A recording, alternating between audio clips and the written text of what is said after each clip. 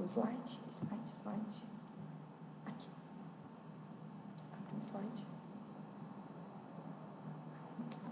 Oi, gente, boa noite, tudo bom com vocês? Vocês estão me ouvindo? A gente conseguiu conectar agora.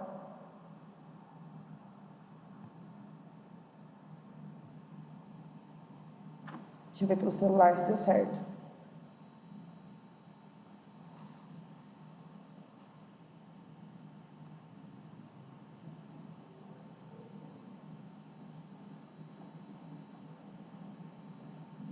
Boa noite, boa noite.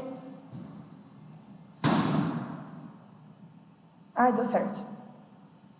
Deixa eu ver pelo celular se deu certo.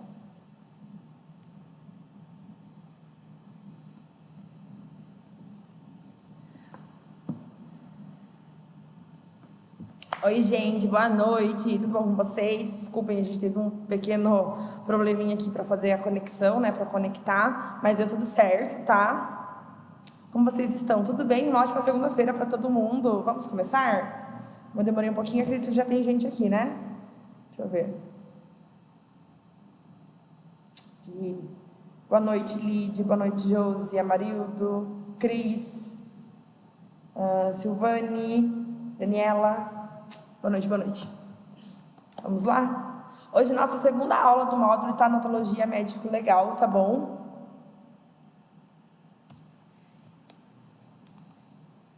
E hoje a gente vai começar a falar de um tema de necropapiloscopia, ou seja, a análise das impressões digitais, combinado? A aula de hoje, vocês vão receber os slides, são bastante slides, mas a gente vai fazer metade hoje e metade na semana que vem, tá bom? Então o assunto começa hoje e termina só na próxima semana, combinado?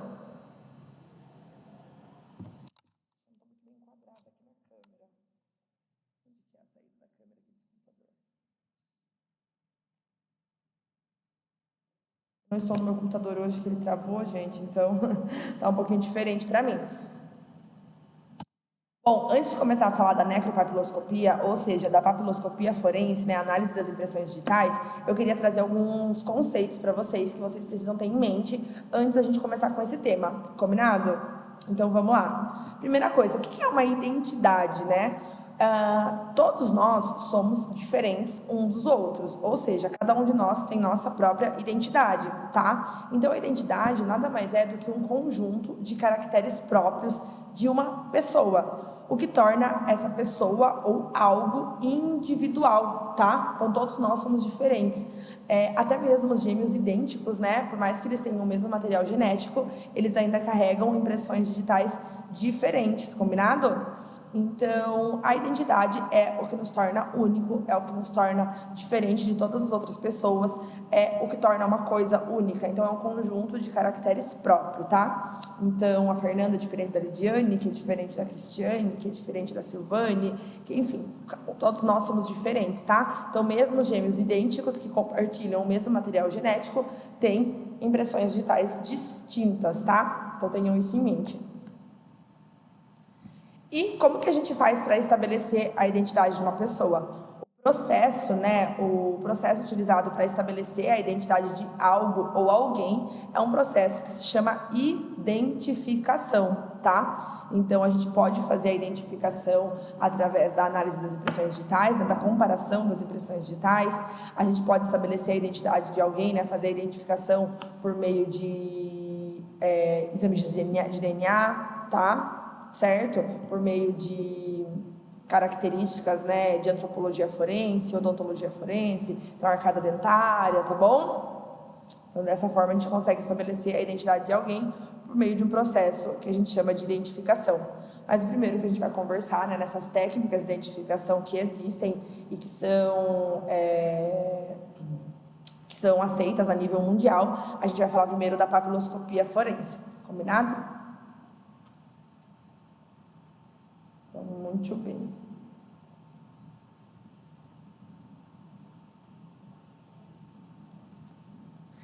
E temos um outro processo também que tem a ver com a... Deixa eu pôr minha cabeça para trás.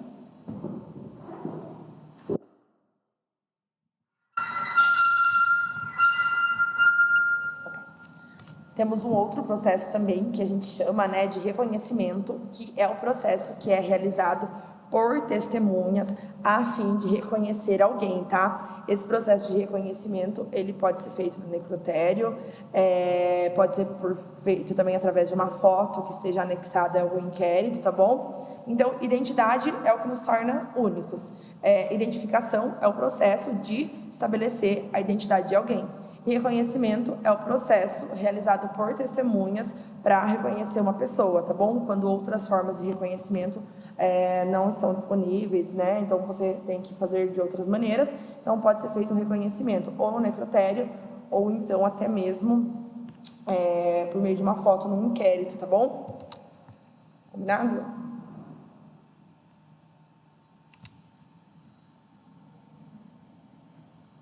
Eu acho que a câmera é aqui, acho que a câmera é embaixo, por isso que parece que eu tô olhando para cima.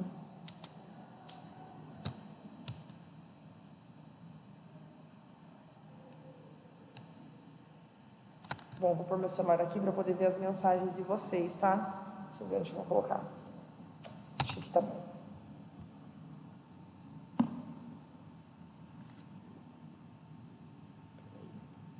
Vai ficar muito pequenas as mensagens de vocês. Aqui, que tá ótimo. E aí, a gente entra no conceito de papiloscopia. Gente, a papiloscopia é a ciência que ela vai tratar da identificação humana. Então, é uma técnica de identificação humana que é universalmente reconhecida, tá? É uma das 3 técnicas que são mundialmente reconhecidas. E ela é feita por meio das papilas dérmicas. Papilas dérmicas nada mais é do que aqui as impressões digitais, tá? Essa parte aqui.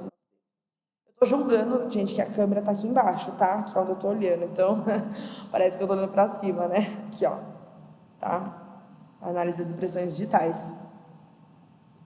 Então, a necropapiloscopia nada mais é do que uma área da perícia, né, que vai tratar da identificação humana no pós-mortem, tá? Então, a papiloscopia tradicional, ela vai tratar da identificação mesmo quando não é no pós-mortem. A necropapiloscopia é só no pós-mortem, tá? Então, através da análise das impressões digitais. Então, de uma forma generalizada, a necropapiloscopia, ela vai ser o quê, gente? Ela vai ser um ramo da papiloscopia, mas que se encarrega da identificação de cadáveres através das papilas dérmicas, que é essas regiõezinhas aqui que a gente tem, né, nos dedos. Vocês conseguem ver os desenhinhos se vocês analisarem, tá? E não tem impressão digital só da mão, né, gente? Tem do pé também, tá? A gente vai ver um pouquinho de cada um. Oi, boa noite, gente.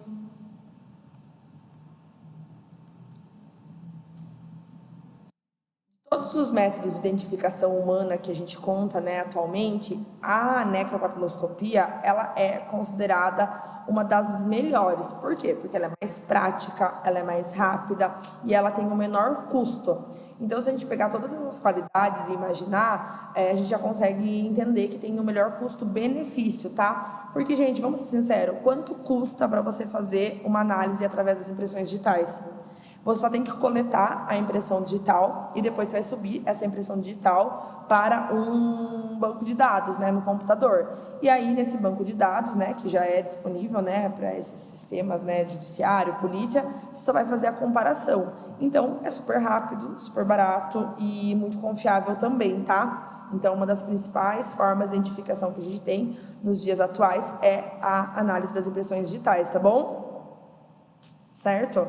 Claro que existem algumas situações que se tornam mais difíceis, né, mais desafiadoras para você poder fazer a coleta das impressões digitais.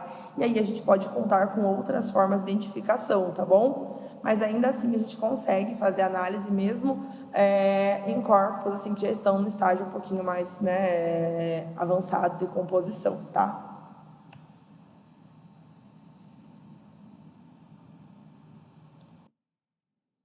E aí, de acordo com os últimos dados da Interpol, tá, gente? Os métodos de identificação, né, as técnicas de identificação que são aceitas a nível universal nos dias de hoje, né, e que são seguros, que são sólidos, que vão trazer resultados precisos, são análise das impressões digitais, odontologia forense, que vai fazer análise de dentes e arcada dentária, e o exame de DNA, tá? Então, anotem essas 3 formas, tá?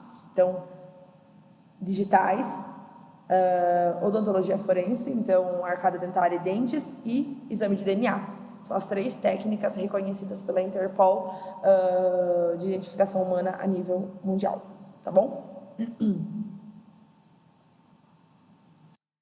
Mas claro que para todas essas técnicas irão existir, né? A gente teremos aí algumas limitações. O que seria uma limitação para qualquer uma dessas técnicas, gente? Ausência de dados, né, para comparação. Todas as técnicas, elas são todas as nossas técnicas, né, de identificação humana, elas são comparativas, tá? Então, como elas são comparativas, a gente precisa de material para poder comparar. Então, se eu tiver ausência de dados para comparação, isso vai ser uma limitação, tá bom? Certo? Então, a gente pode usar, né, as impressões digitais que já estão lá no banco de dados, ou então impressões digitais que são coletadas ali de suspeitos, né, de pessoas envolvidas com o crime, tá? Registro de material genético já tenha também, tá? Material odontológico, né, prontuário, radiografias que foram tiradas dos dentes, essas coisas, tá bom?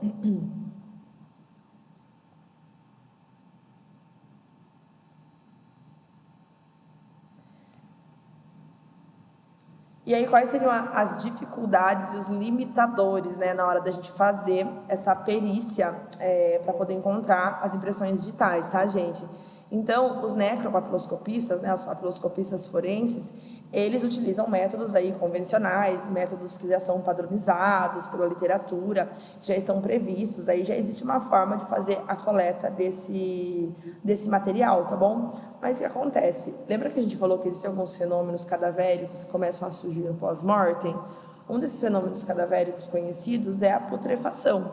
A putrefação, ela é um dos estágios finais ali da decomposição do corpo, tá?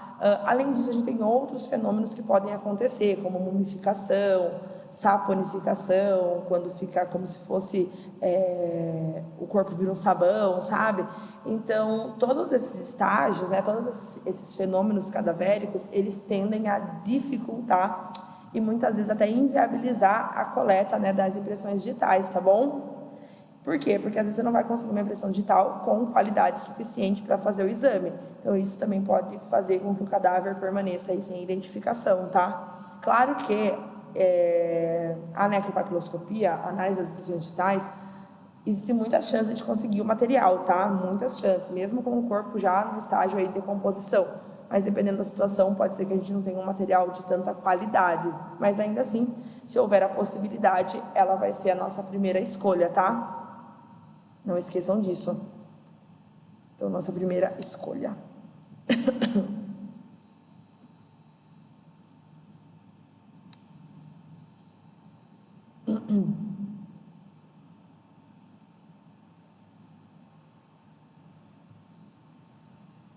Muito bem.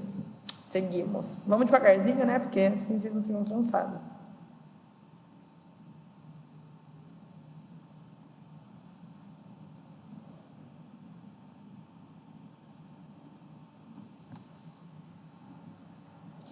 E aí, além dos fenômenos cadavéricos também, outra coisa que pode dificultar, né, outra situação que pode dificultar um pouco para encontrar, né, impressões digitais que a gente possa utilizar, são corpos carbonizados, tá? Geralmente, corpos carbonizados, eles podem gerar danos na região das mãos, né? E aí, realmente vai inviabilizar o processo, tá? Se tiver com dano na região das mãos, a gente não vai conseguir, tá? Então, mas a gente tem 3 opções aí, tá? Não vamos esquecer disso. Se não der certo com a impressão digital, a gente vai tentar, né, exame de DNA. Se não der certo com o DNA, a gente também vai tentar análise através da arcada dentária e dentes, tá bom? Tudo bem? Daqui a pouco a gente volta nessa parte de técnicas, tá? Isso aqui vai ficar um pouquinho para depois.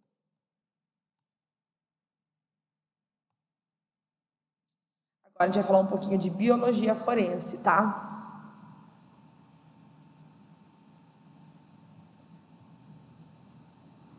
Oi, boa noite.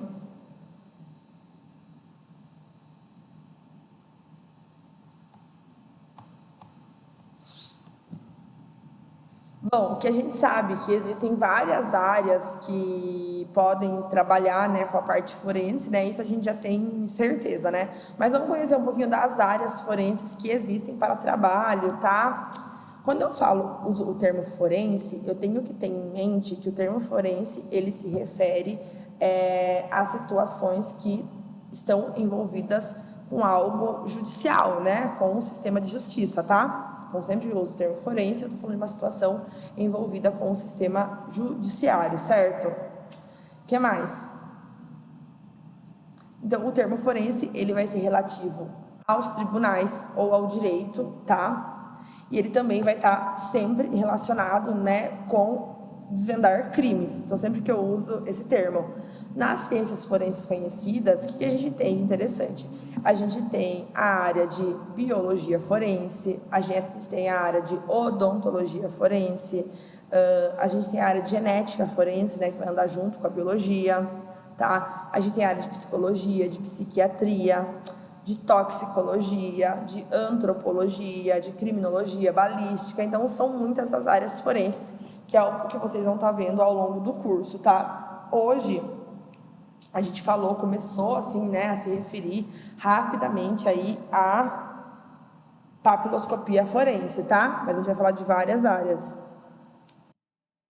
A biologia forense, ela vai trazer um ensinamento pra gente que é importante. Então, vamos lá. Já ouviu aquela frase que nenhum crime é perfeito? Né? A gente sempre ouve isso, que nenhum crime é perfeito. E é verdade, né? Por quê? Porque quando a pessoa comete um crime, normalmente, né, sempre acaba ficando um rastro, né? Por menor que seja, às vezes não na primeira vez, mas sempre acaba ficando um rastro, tá? Então, de forma frequente, a gente sempre encontra na cena do crime vestígios. Esses vestígios podem ser vestígios biológicos. O que seriam vestígios biológicos? Então, às vezes, acaba ficando sangue, fio de cabelo, pele, sêmen, saliva, tá? Tudo isso são materiais biológicos. Esse material biológico, ele vai ser de extrema importância porque ele pode ajudar a desvendar o crime que aconteceu. E aí que vai entrar a biologia forense. Biologia ou genética forense, na genética entra um pouquinho também, tá?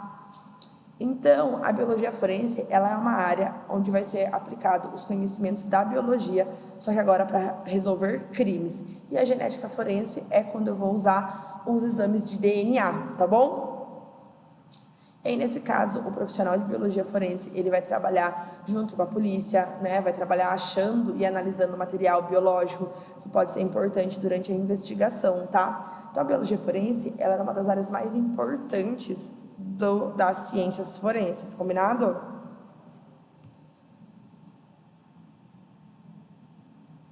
E aí aqui a gente tem uma subdivisão da biologia forense com outros ramos aí de trabalho. Então, a gente tem, na biologia forense, a gente vai saber sobre antropologia.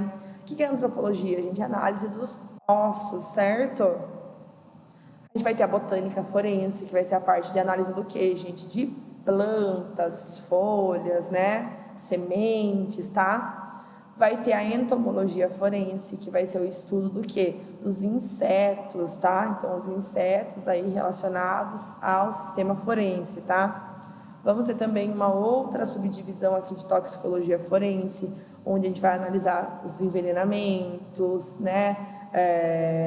Remédios, tá? Coisas que são tóxicas. Aí temos a patologia forense, que é uma área que estuda o quê, gente? Patologia vem de doenças, certo? Temos a área de odontologia forense, que vai fazer análise de arcada dentária e de dentes, tá? E, por último, a genética forense, que é quando a gente vai empregar técnicas baseadas em DNA, tá? Então, é a análise do DNA, combinado? Tudo isso aqui faz parte da biologia forense. Isso aqui é um braço da biologia forense.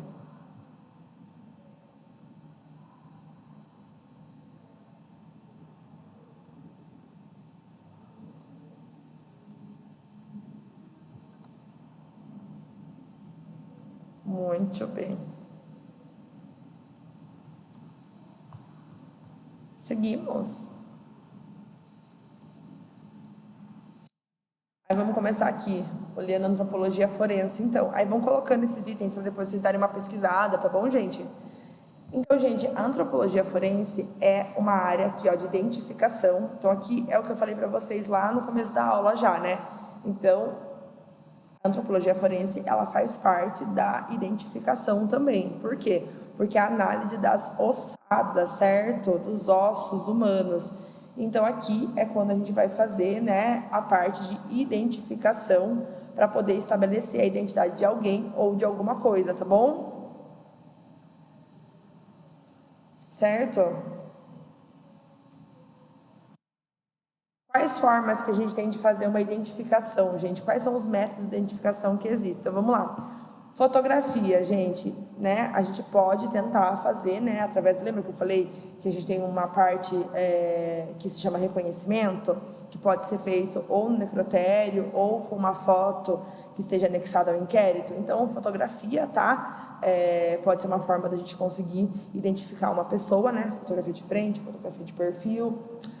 Outra forma de identificar pessoas também é através de algumas marcas que a pessoa possa ter, né? Então, alguma mutilação, alguma tatuagem, alguma cicatriz, né? Então, algumas pessoas podem ser identificadas aí por algum tipo de marca que elas tenham, né? Sei lá, uma marca de nascença, tá bom? Certo? Temos também o retrato falado. Já ouviram falar? Já ouviram, né? Já ouviram esse termo, né? Retrato falado, tá? Retrato falado foi uma criação, né, de Alphonse Bertillon, que foi um criminologista francês, tá? Certo? Então, ele que criou esse termo retrato falado, tá? E aí, como que faz, gente? Esse termo, né, como foi criado por Alphonse Bertillon, existe um termo que a gente conhece como bertillonagem, que é o termo que é utilizado para fazer um retrato falado, e é quando você vai fazer a identificação de uma pessoa através de uma descrição física, tá? Baseada no quê? Medições antropométricas, fotografias, tá? Classificação de sinais, de cor, de anomalias, tá? E tudo isso vai gerar um retrato falado da pessoa, para a gente ter uma ideia de como aquela pessoa poderia ser, tá? Isso também vai ajudar, pode ser utilizado pela polícia, pode ser veiculado, né? Hoje em dia em jornais, de forma online, tá?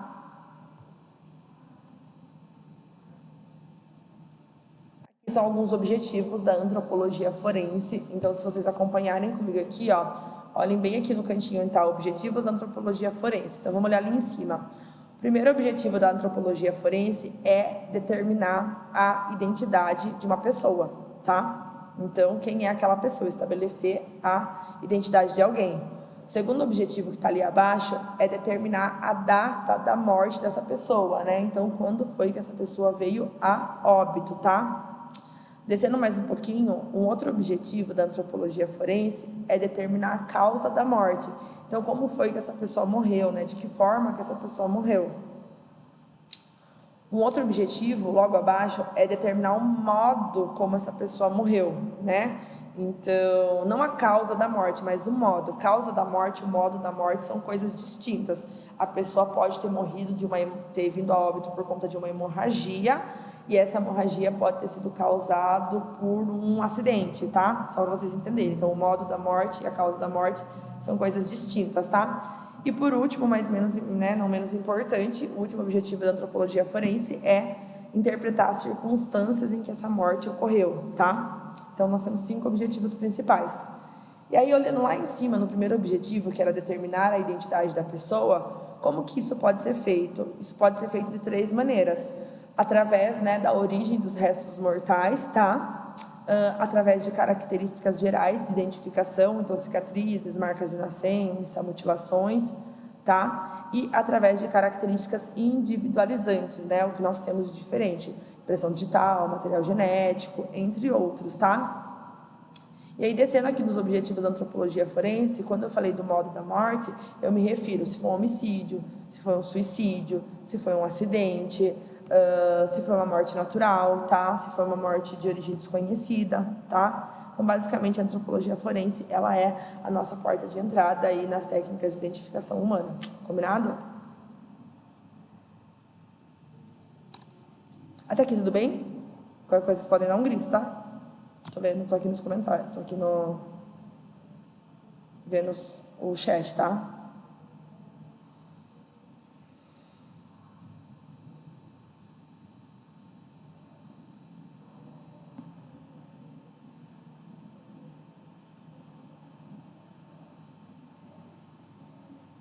Muito bem.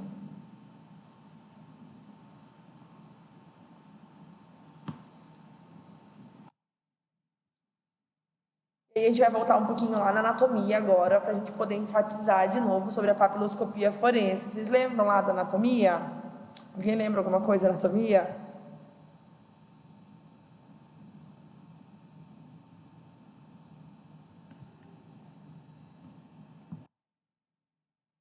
Gente, lá na anatomia, a gente viu que um dos sistemas que existiam era um sistema tegumentar, ou seja, o sistema aí tegumentar é o sistema responsável pela pele, certo?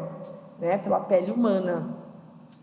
A pele, ela é o maior órgão do nosso corpo e lembrando que a pele, ela recobre de forma externa, né, todo o nosso corpo, certo? Tem uma vasta membrana, tá? Lembra que a pele tem 3 camadas, né, que é aquela camada externa que a gente chama de epiderme, a camada intermediária que a gente chama de derme, e uma camadinha um pouco mais profunda que a gente chama ou de hipoderme ou de tecido subcutâneo.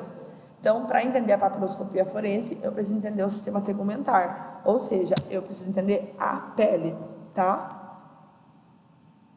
Deixa eu ver vocês aqui.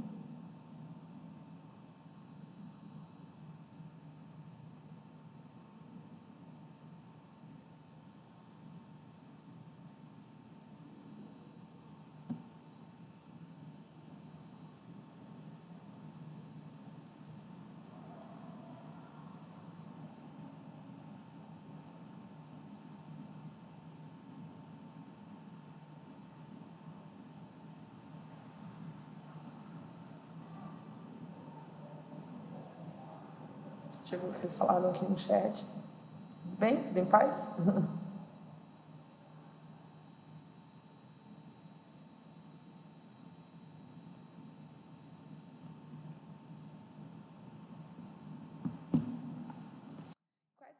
Funções da pele humana. Então, a pele humana ela tem funções muito importantes no nosso organismo e algumas dessas funções primeiro, a função de proteção.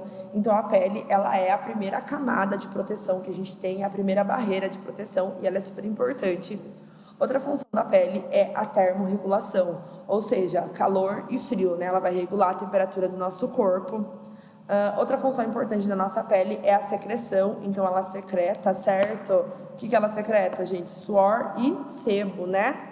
Então, óleo e água, tá? E também tem uma percepção sensorial, então eu consigo saber se está quente, se está frio, se dói, se não dói, a gente tem essa percepção sensorial. Tudo isso aqui é função da nossa pele, tá? Lembrando que a pele, ela tem uma variação de textura, né? Então, se a gente tem mais queratina ou menos queratina, isso vai fazer a textura da nossa pele ser diferente das outras pessoas. Também temos uma variação de cor, então quanto mais melanina a gente tem, né? Quanto mais melanina a gente metaboliza, mais escura a nossa pele é, tá? Quanto menos melanina, mais clara a pele é, tá? E também vai ser diferente de acordo com a etnia, com deficiência de saúde, com atividade profissional. Tudo isso vai fazer a pele das pessoas serem diferentes, tá?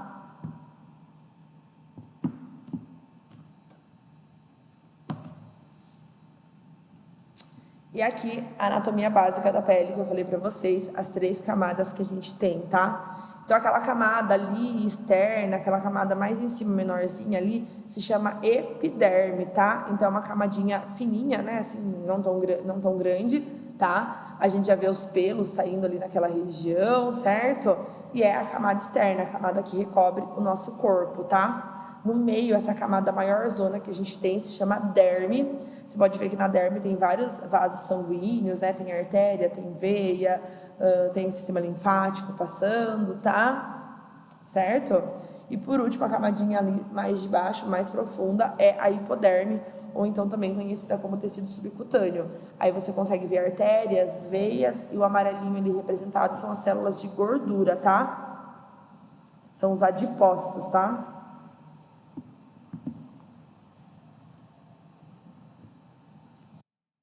Ó, essa aqui é a epiderme, essa aqui é a foto de uma lâmina, né? Como que você veria a epiderme no microscópio, tá? A epiderme, então, é a camada mais externa, ela tem ausência de vascularização, o que significa que nós não temos vasos sanguíneos importantes na epiderme, tá? Ela não é vascularizada. Quando você se corta e sangra, não é porque você atingiu a epiderme, é porque você está na derme, tá? Por isso, o sangue, ele tá vindo da derme. Nós não temos vascularização aqui na epiderme, tá bom, gente? mas temos a presença de algumas ramificações nervosas. O que significa isso? Significa que a gente sente dor, tá? Por isso, quando você vai coletar sangue ou fazer alguma coisa no médico, vai fazer alguma coisa assim que dói, na hora que uma agulhinha fura você já sente dor na primeira encostada, tá? Antes mesmo de penetrar na pele, porque você tem essas ramificações nervosas na epiderme, que é o que faz vocês sentirem dor, tá? Na epiderme, nós temos as nossas saliências papilares, tá? Então, aqui, ó, as saliências, né, que são os desenhinhos que vão formando aqui na parte externa dos nossos dedos, tá? Também vai variar em aspereza, né, nas diferentes partes da mão, tá bom? Então, tem textura mais fina e mais macia nas pontas dos dedos, tá? E vai ficando mais áspera no restante, tá bom? E a palma da mão tem a textura mais intermediária. Então, aqui, a ponta dos nossos dedos é mais lisinha, deve ficando mais grossinho, né? Certo? A epiderme. Nossa, o meu tem vários calinhos aqui nos meus dedinhos. E aqui fica intermediário, tá? Então, esses desenhinhos que a gente tem são as saliências papilares, tá? Que são os desenhinhos que vão dar formato aí à nossa impressão digital. E eles nascem lá da derme, um pouquinho mais profundo.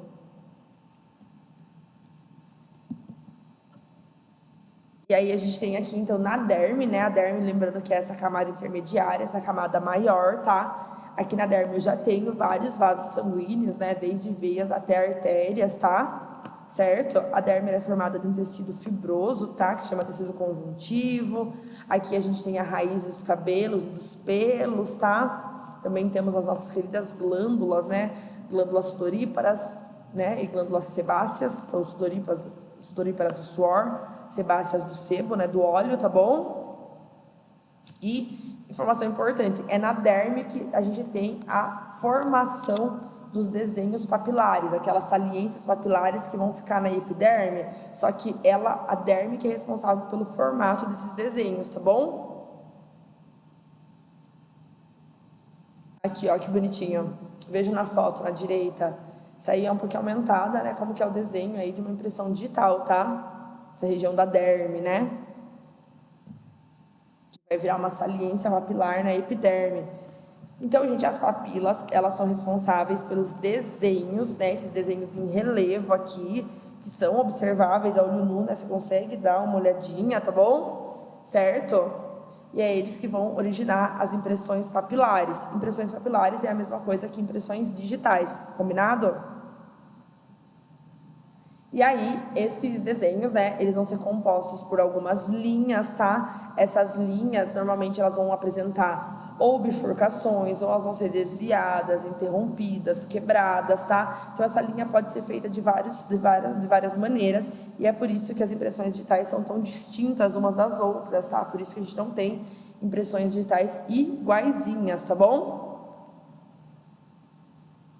E aí essas particularidades que a gente tem nas impressões digitais, né, por serem diferentes umas das outras, essas linhas, né, quebradas, tortuosas, interrompidas, enfim, essas bifurcações, a gente chama de pontos característicos, tá? E são esses pontos característicos que tornam as nossas impressões digitais individuais, tá? Então a análise de um certo número de pontos característicos, né, é o que vai definir se uma impressão digital tem uma conferência com outra, tá? É compatível, vamos dizer assim. E aí, por último, a gente tem aqui a hipoderme, ó, na foto, a parte que tá aqui toda amarelinha, tá? Que são os adipócitos, são as células de gordura. Então, a hipoderme, ou tecido cutâneo, subcutâneo, como a gente gosta mais de chamar, hipoderme é um termo que tá mais descontinuado, só para vocês saberem, tá? Certo? É um termo que já está mais descontinuado.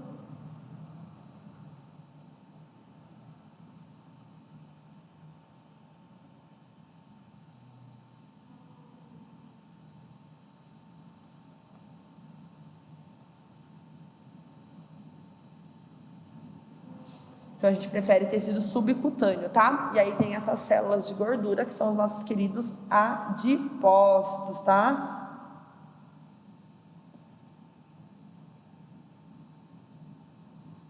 Que bonitinho, esses amarelinhos. E aí também tem vasos sanguíneos passando, né? Então você vê aí artérias e veias. Lembrando, artérias representadas em vermelho e veias representadas em azul, tá bom?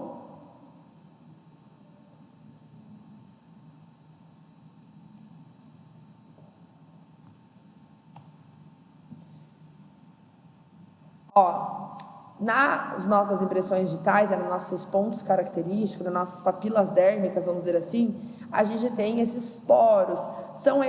Os poros são exatamente esses pontinhos aqui, tá?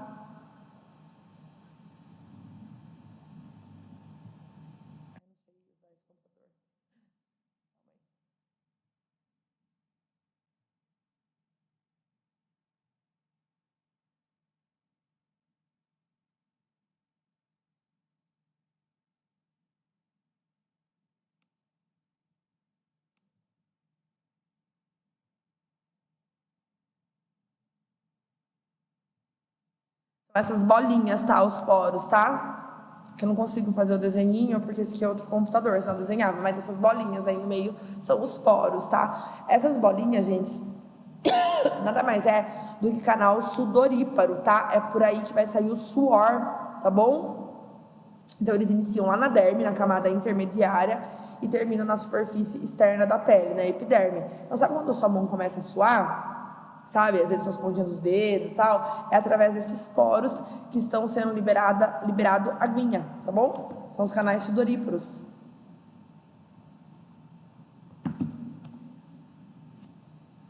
Ó, aqui dá pra ver melhor os poros. Tá? E aí, gente, nas nossas impressões digitais, a gente vai ter poros, vai ter esses sulcos, essas cristas.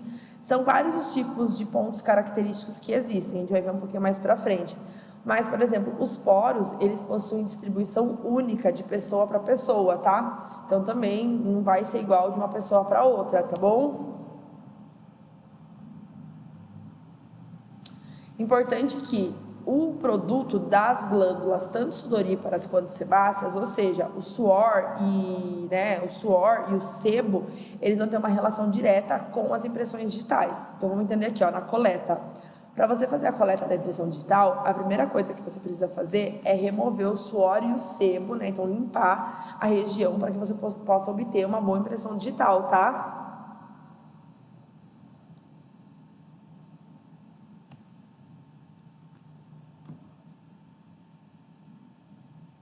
Aí voltamos aqui na papiloscopia forense, então, para dar continuidade no que a gente começou a falar, né? No que a gente começou a falar no início da aula, tá? Então, a papiloscopia forense, ou a necropapiloscopia, tanto faz como vocês querem chamar, nada mais é do que um método técnico-científico de identificação humana. Esse método técnico-científico, ele utiliza as impressões papilares, ou seja, as impressões digitais, tá bom? Certo? O que são as impressões papilares ou impressões digitais? É a reprodução desses desenhos que são encontrados nas nossas papilas dérmicas, que se originam lá na nossa derme, na nossa camada intermediária, tá bom? Até que forma uma saliência aqui na parte externa, que é quando a gente consegue coletar essa imagem para poder fazer uma análise, fazer uma comparação, tá bom? A gente possui algumas divisões sobre a impressão digital. Então, vamos entender. Por exemplo, quando eu estou falando das impressões digitais mesmo aqui da nossa mão, existe um termo conhecido como datiloscopia. Sempre que você ouvir o termo datiloscopia, você sabe que a gente está falando das impressões digitais, tá? Dos nossos dedinhos. Quando você ouvir o termo quiroscopia, você tem que saber que a gente está falando da impressão digital da palma das mãos, tá? Então, aqui da região da palma das mãos, tá bom? Quando você ouvir o termo podoscopia, você tem que entender que a gente está falando da impressão digital que fica na planta dos pés, tá bom? Certo? Então, quiroscopia da palma das mãos, podoscopia, planta dos pés, poroscopia são dos poros, tá? Lembra que eu falei que a distribuição de poros é única? E datiloscopia é da ponta dos dedos, combinado? E aí, claro que depois de fazer a análise das impressões digitais, vai ser, essa análise de impressões digitais, ela é feita de uma forma comparativa, né? Então, você vai jogar no banco de dados para poder fazer a comparação e ver se existe alguma compatibilidade. Nesse banco de dados tem impressão digital de milhares e milhares de pessoas já, né? Todo mundo já coletou impressão digital alguma vez na vida? Normalmente, qualquer tipo de documento que a gente vai fazer, eles coletam as nossas impressões digitais. E isso aí vai para um banco de dados, certo? Tá? E aí, de suspeitos também, né? Se tiver suspeitos, também vai ser coletada a impressão digital, pessoas envolvidas ali com o crime, tá bom?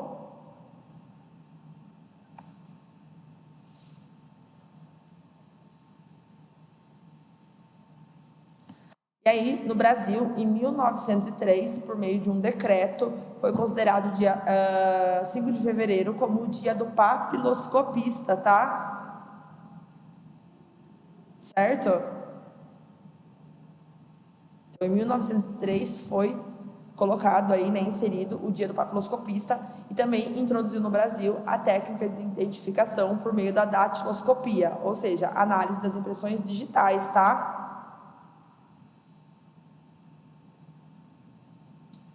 E aí, nesse decreto, ele trazia assim, ó, no artigo 57, a identificação dos delinquentes será feita pela combinação de todos os processos atualmente em uso nos países mais adiantados, constando do seguinte, conforme o modelo do livro de registro geral, blá, blá, blá. Então, poderia ser feito retrato falado, notas cromáticas, observação de medidas antropométricas, sinais particulares, cicatrizes, tatuagens, impressões digitais e fotografia de frente e de perfil, tá?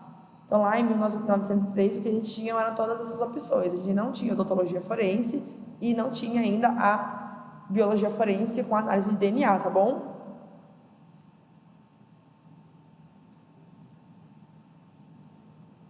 Uma vez que você coletasse todos esses dados aqui, né? Então, aqui as medidas antropométricas, os sinais, né? Cicatrizes, tatuagens, marcas, né?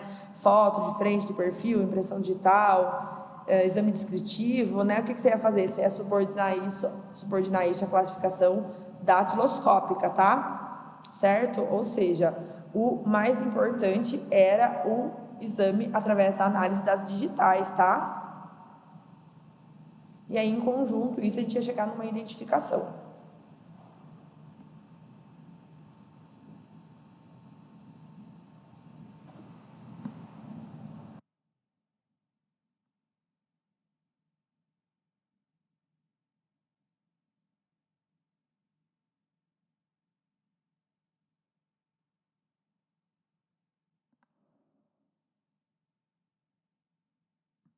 E aí, por que as impressões digitais elas são tão confiáveis, né? Por que é uma técnica tão importante e amplamente utilizada nos dias de hoje, né? Então, gente, vamos lá. Primeiro que as nossas impressões digitais, elas se formam entre o terceiro e o quarto mês de vida intrauterina. Então, lá, quando a gente está ainda no útero da nossa mãe, né, entre o terceiro e o quarto mês de vida, é quando se formam as nossas impressões digitais. Outra coisa importante é que as nossas impressões digitais, elas só vão desaparecer completamente após a putrefação cadavérica, tá? Além disso, cada impressão digital de cada um dos nossos dedos é exclusiva, tá? O que significa isso? Significa que em cada um dos meus 10 dedos eu tenho uma impressão digital diferente. Não existe possibilidade de eu ter a mesma impressão digital num dedo e em outro. A única coisa que pode acontecer é, por exemplo, eu ter uma impressão digital espelhada. Vamos dizer que no dedão esquerdo eu tenho aqui minha impressão digital e no dedão direito eu tenho a mesma, só que de forma contrária, espelhada. Isso pode acontecer, mas ainda assim é raro, tá bom? Mas fora isso, não existe. Todas as impressões digitais, elas são diferentes, tá? Outra informação importante é que, a não ser que você tenha um corte muito profundo, ou uma queimadura, ou alguma situação que deixe uma cicatriz, a nossa impressão digital, ela não vai mudar ao longo do tempo, ela permanece intacta, tá? Então, ela vai continuar sendo a mesma, mesmo daqui anos, tá? Então, isso não vai mudar, combinado? Então, vai continuar igual, não sei se tem um corte, alguma coisa, né? Senão vai permanecer a mesma. Então, as digitais não se repetem, nem mesmo de um dedo para o outro da mesma pessoa, tá? Isso também vai ocorrer para os desenhos da palma das mãos e da planta dos pés, ou seja, é totalmente único, tá? E aí, a única situação que a gente pode ter é esse caso que eu falei para vocês, que se chama simetria bilateral, tá? Ou seja, o tipo de impressão digital encontrada em um dos dedos de uma mão tende a se repetir no dedo correspondente da outra mão, só que espelhado. É igual quando você tira uma foto com a câmera da frente do celular e depois você tira uma foto com a câmera de trás do celular, tá? É a mesma coisa, tá? Mas de resto, elas são totalmente diferentes. Deixa eu olhar o chat aqui.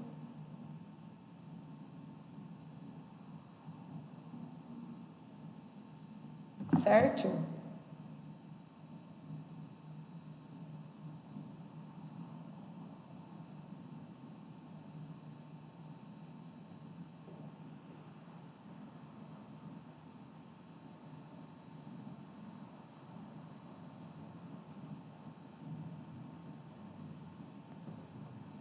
Muito bem, seguimos. Quais são as vantagens de você utilizar a análise, né, das impressões digitais? O que tem de tão importante? Então, primeira coisa, gente, é a exatidão, né? Através da análise das impressões digitais, a gente realmente consegue afirmar com 100% de certeza se aquela qual que é a identidade de uma pessoa, tá? Então, é um método 100% exato, tá? Outra coisa é que é extremamente barato, né? O custo é muito baixo, então você precisa só de uma ficha de papel e de tinta para você poder coletar as impressões digitais, né? As impressões papilares, então é muito tranquilo também, tá? Outra vantagem é a sistematização de arquivos, né? Então a gente pode pegar as impressões digitais e transformar ela num arquivo, né, que vai subir para um programa de computador, e aí essa digital ela vai ficar salva nesse programa de computador, e aí a gente vai, quando fazer a coleta, né, fazer a comparação por meio de um programa assim. Então é muito mais tranquilo, né? Vai ter um banco de dados enorme com várias e várias impressões digitais, e a gente só vai fazer o quê? Né? Colocar a impressão digital lá nesse programa, subir e fazer a conferência para ver se tem algum dado que bata, né? Que tenha uma compatibilidade. Então, é exato, né? 100% confiável, 100% exato, não tem como, né, ter outra impressão digital igual, né, no mundo. O custo é muito baixo e a questão de ser essa sistematização de arquivos, né, é muito interessante, tá bom?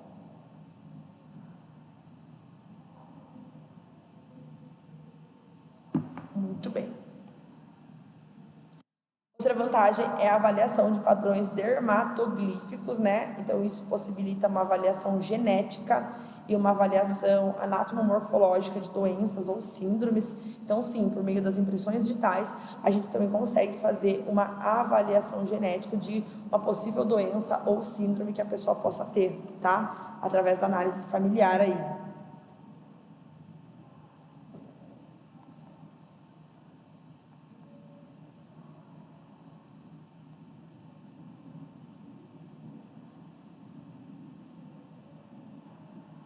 Muito bem. E na criminalística também a análise de impressões digitais pode ser então utilizada como elemento de prova, né, no caso de crimes, tá bom? Certo?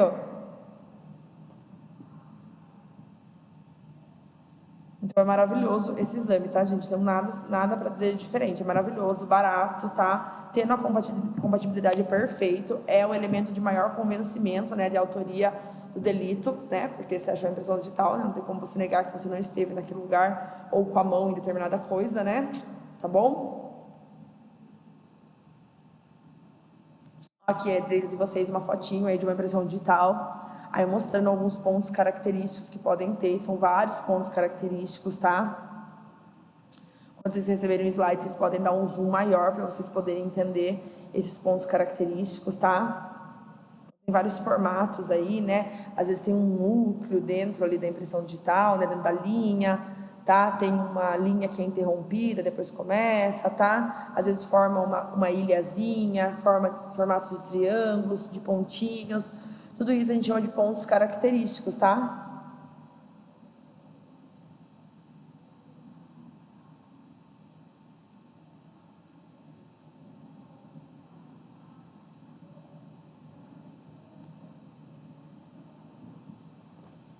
Certo? Então, O método datiloscópico, que é a análise das impressões digitais, tá? Ele tem elementos qualitativos, quantitativos, topográficos, tá? Então, vários elementos aí para poder definir esses pontos característicos, tá bom? Ó, essa aqui é uma impressão digital aqui de um polegar direito, tá bom? Pra vocês darem uma olhadinha. Ó, aqui dá para ver melhor, mostrando, ó, os estilos, ó. Então, esses pontos característicos, eles são esses pequenos acidentes que são encontrados nas cristas papilares, né? O que é crista papilar? São esses desenhinhos aqui, tá? E aí, eles serão analisados. Então, vamos ver na fotinha ali embaixo. Ó, o número 1, ele é uma linhazinha compridinha, né? Número 2 é uma linhazinha que corta. Número 3 é uma linhazinha que faz uma bifurcação. Número 4 é uma linhazinha que vai ali pro lado parecendo uma forquilhazinha. Número 5, ele tem como se fosse um olhinho no meio, né? Que a gente chama de encerro. E aí o que acontece, gente? Se a gente conseguir evidenciar 12 pontos característicos idênticos em uma impressão digital e na outra, desde que estejam na mesma localização e não tenha nenhuma discrepância, a gente consegue estabelecer a identidade da pessoa, tá? Então vamos lá, eu tenho uma impressão digital ali encontrada ali na cena do crime, e eu subi ela ali para um banco de dados. E aí eu tenho a impressão digital de alguns suspeitos. Se numa impressão digital, vamos lá, peguei o suspeito X lá e peguei a impressão digital que estava lá na cena do crime. E eu acho 12 pontos característicos na que eu achei na cena do crime e na do suspeito, desde que estejam na mesma localização e sem nenhuma discrepância, eu estabeleço a identidade da pessoa, tá? Essa é a pessoa que realmente cometeu o crime, tá?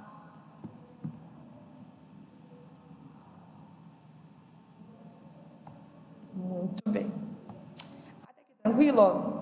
Eu vou pegar uma aguinha então, gente. A hora que vocês chegarem nesse momento, que eu sei que tem um delay, eu vou pegar uma aguinha e eu já volto aqui, tá? Um minutinho.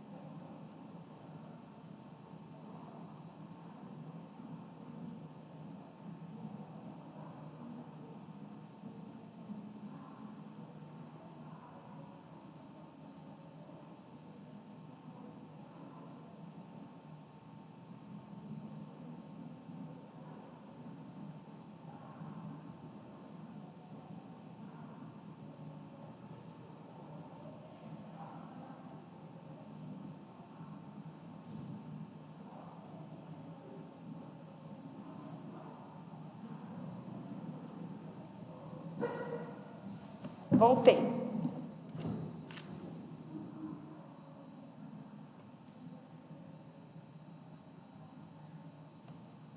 Antes da gente entrar em odontologia forense, a gente vai voltar lá nos slides do começo, tá? Pra gente ver um pouquinho sobre a técnica de coleta de impressões digitais, tá?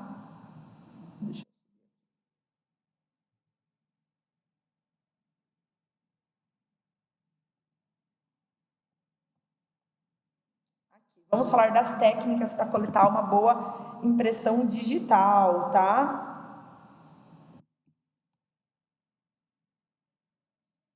Então, todas as técnicas que a gente vai ver aqui, elas têm como objetivo o registro das impressões digitais no pós-mortem, tá? Então, são as técnicas de impressão digital para necropapiloscopia, tá? Certo?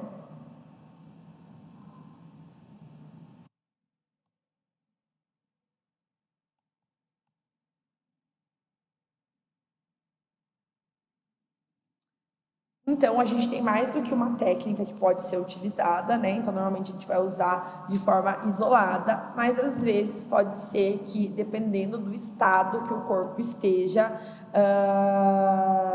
que a gente tenha que tratar primeiro aquela pele para depois poder fazer a coleta da impressão digital, tá? Ó, veja legalzinho essa foto que tá aqui mostrando para vocês aqui no canto superior direito. Ó, vocês veem o desenho da impressão digital? Vocês veem na lupinha quando isso vira um código, né, numérico, alfanumérico? Vocês veem números uns, número zero, né, tal. Então é isso que vira e sobe pro computador, tá? Primeira técnica que a gente tem, que é a técnica mais conhecida e a mais simples de fazer, que é a técnica do pó. Se chama técnica do pó ou técnica de microadesão.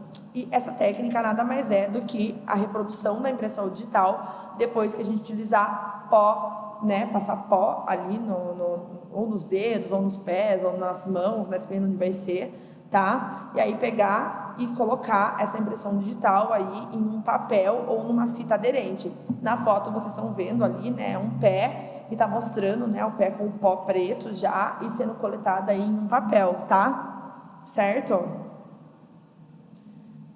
Essa técnica ela é muito utilizada quando a técnica de coleta com tinta ela não tem um resultado satisfatório, tá? A gente não consegue fazer um bom resultado com a tinta, então uma das primeiras opções que a gente tem é fazer com o pó, tá? Pode ser feita, então, ou em substituição ou em conjunto com o método tradicional, tá bom? Às vezes você fez a coleta do método tradicional com tinta, não deu um bom resultado, e aí você vai para a técnica com o pó, tá? Bem tranquilinho. Lembra que tem que primeiro limpar a região, né? Lembra que eu te falei que tem que tirar o suor e tem que tirar... Oi, boa noite.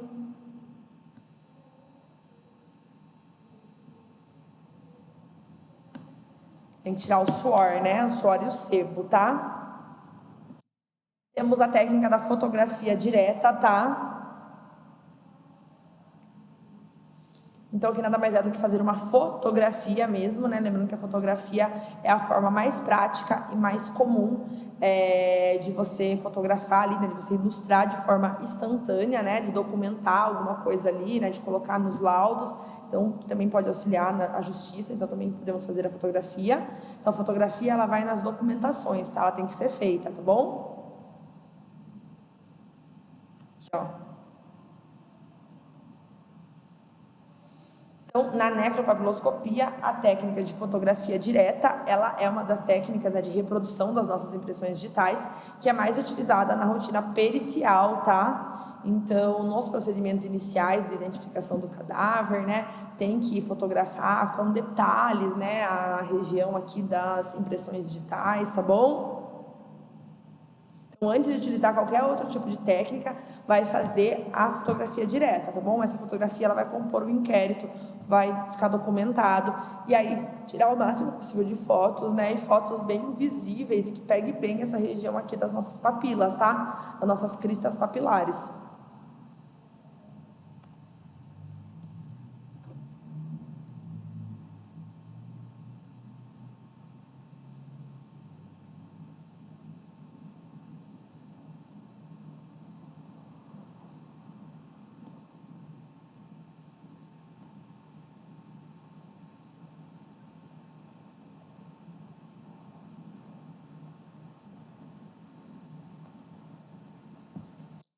temos essa técnica que se chama de transiluminação, tá? Essa técnica aqui, gente, ela já é mais específica para quando a gente encontra um corpo com os dedos mumificados, tá? Então, é quando outras formas de... Não é possível, né, fazer a coleta normal, nem fazer a fotografia direta, aqui é mais difícil. Então, aqui a gente vai remover a polpa digital, tá? Vai remover a polpinha digital e aí vai colocar, né, uma fonte de luz brilhante por baixo desse tecido epitelial, né, que é aqui, ó, esse tecido. Então, vai remover isso aqui e daí depois que você removeu, você pega uma luzinha brilhante e coloca aqui embaixo desse tecido, tá bom? Para que então as cristas, né, os desenhos papilares, eles apareçam, tá? E aí sim você consegue fazer um registro fotográfico, tá? Ó, tá removendo ali a polpinha digital, vai tirar essa parte da frente aqui, ó, a parte da polpa mesmo. Aí tirou essa aqui a parte da frente, depois você tirou aqui, você vem e coloca a luz aqui para iluminar a parte da impressão digital, tá? Certo? E aí, se a fonte de luz também for muito intensa, né, e não estiver dando uma boa foto, pode pegar um pedacinho de gaze também e colocar entre a fonte de luz e o tecido, tá? Então, no meio de tudo isso, para que a foto fique mais visível, tá? Nós temos 4 técnicas, então, principais. A primeira técnica, que é a técnica da tinta, tá? Que é a técnica básica, que todo mundo já fez, né? Quando vai coletar um material aí, vai, sei lá, fazer um documento, né? A técnica do pó, a técnica da fotografia e a técnica da transiluminação, tá bom?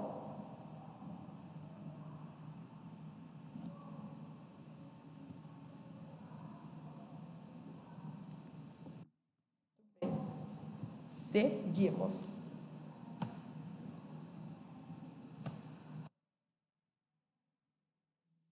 Então, basicamente, falamos de papiloscopia forense, certo? Que é uma técnica de identificação humana, muito bem, né? Falamos sobre isso, que é mundialmente reconhecida e faz parte das 3 técnicas que são mundialmente reconhecidas e que são utilizadas na área forense. Então, a primeira é a papiloscopia, a segunda é a odontologia forense e depois a genética forense, né? Exame de DNA. Combinado?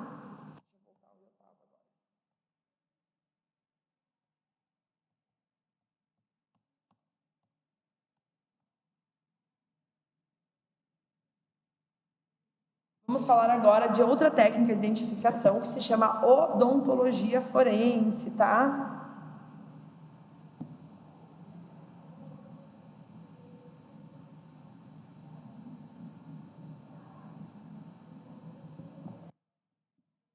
Vamos lá, então.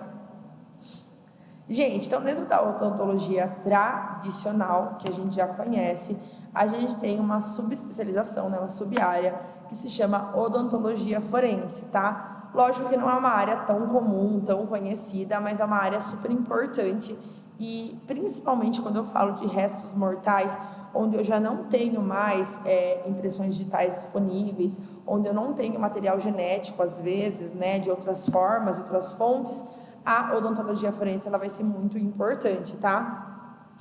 Então, quais que são os meios da identificação humana através das técnicas odontológicas? Então, uma das análises que pode ser realizada é por meio de análise da arcada dentária, tá? Da pessoa, tá bom? Outra forma também é que através, né, da arcada dentária, através dos restos mortais da ossada, dessa região, dos ossos do crânio, a gente consegue definir o grupo racial, né, a etnia que essa pessoa, né, faz parte, tá? Então a gente também pode analisar, além da arcada dentária, a anatomia do crânio, então os ossos do crânio, tá? A gente consegue também ter uma estimativa de mais ou menos da idade que a pessoa tinha por meio dos dentes ou por meio do ângulo aqui, ó, da mandíbula, tá? A gente consegue ter mais ou menos, né, basear mais ou menos quantos anos a pessoa tem. E como que funciona a odontologia forense, né? Qual que é a forma aí, então? Então, basicamente, gente, a gente vai fazer uma análise comparativa. A gente vai pegar exames de raio-x, né, que foram feitos pelo dentista do suposto falecido. Então, aqui a gente tem que ter mais ou menos ideia de quem possa ser a suposta pessoa falecida, né? E vai comparar com raio-x feitos nos dentes do cadáver, tá? No mesmo ângulo. E aí você vai fazer essa análise para ver se a gente tem uma compatibilidade, tá? Então, o dentista forense, ele vai auxiliar, né, a justiça em casos, em que tipo de casos, gente? Então, na identificação de corpos, principalmente quando a gente tem casos de corpos carbonizados, ou desastres em massa também, que às vezes só sobra ossada. Vai auxiliar também em casos de erros em tratamentos dentários, que possam envolver algum tipo de indenização. Vai auxiliar também em casos que a gente precisa de produção de evidências em crimes violentos, então, de repente, uma lesão corporal, um acidente de trânsito, tá? E aí o profissional da odonto que vai trabalhar com isso é um profissional que ele, né, tem aí especialização em ortodontia, em cirurgia bucomaxilofacial, que vai ser um diferencial, vai ser muito importante, porque aqui não é só os dentes, né, gente? Aqui é os ossos também, tá? Muito bem.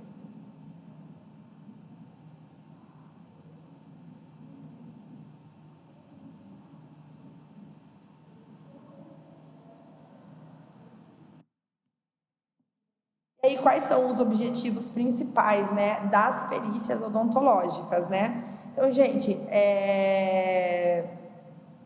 vários. Vamos lá, vamos pensar assim, ó. Primeiro que a perícia odontológica, ela pode trabalhar em várias frentes, né? Então, a situação aí de casos de violência, em casos de pessoas não identificadas, em casos de processos, tá? Então, basicamente, vai contribuir, né? Vai ajudar o juiz a analisar e julgar uma ação, tá bom? Tirar as dúvidas, né? Fundamentar a sua decisão o mais próximo possível da realidade, evitar prejuízos, evitar alguma injustiça para as partes envolvidas no processo, tá? Os principais aspectos da área da odontologia forense. Então, primeiro, gente, identificação dental e confirmação da identificação para algum desconhecido, né? Então, fazer a identificação de algum desconhecido. É muito importante no caso de acidentes e desastres em massa. Então, casos de, né, gente, esses desastres em massa que tem mesmo, né? Situações aí, né? Que os corpos são decompostos muito rápido, ou depois se acha depois de muito tempo, sobra só ossada, tá? Certo? Casos de violência doméstica, casos de abuso, de negligência, tá? Marcas de mordida são analisadas também, impressões dos lábios, muitas vezes a gente consegue encontrar material genético, analisar a digital das marcas da mordida, tá? Então, informação importante: os dentes são extremamente resistentes. Então, os dentes eles conseguem resistir mesmo à putrefação, mesmo a efeitos externos. E isso normalmente facilita a extração de DNA do dente, gente. Então, isso é muito importante. Então, às vezes, a gente só encontra a ossada, mas como o dente ele tem essa característica aí de resistência, pode ser que a gente consiga ainda extrair algum tipo de material genético, tá? Outra coisa importante é que a nossa saliva, ela se mantém estável mais ou menos entre 48 e 60 horas após a salivação sobre um cadáver, tá? Então, a salivação ali em cima de um cadáver, fica ali a saliva estável de 48 a 60 horas. E se for a salivação em uma pessoa viva, né, fica estável por 72 horas. Então, isso é super importante em crimes que envolvem violência física, violência sexual, tudo para poder fazer a identificação de secreções da cavidade bucal, tá? Então, a odontologia forense, ela é bem extensa, tá bom? A gente vai conseguir utilizar elas em vários casos. Então, não é só análise da arcada dentária, é só análise do dente, mas extração de material genético do dente, a questão da saliva, análise de mordidas, tá?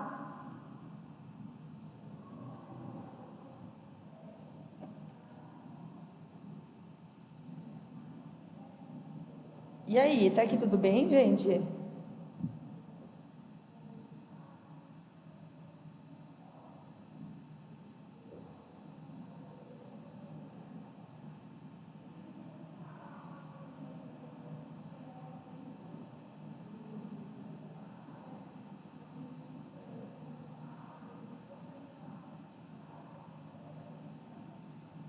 Vocês estão em paz? Vocês estão entendendo? Me falem aí.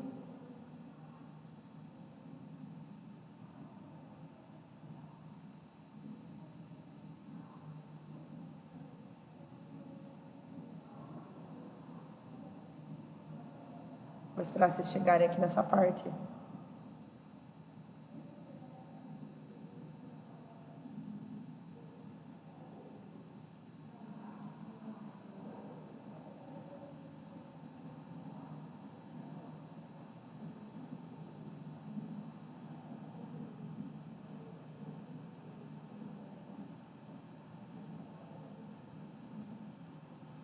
Deixa eu ver o chat.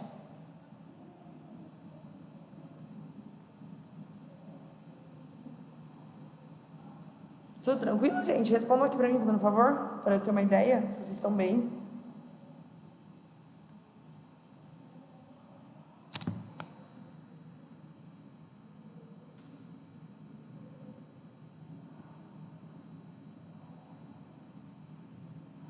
Tô olhando o chat aqui.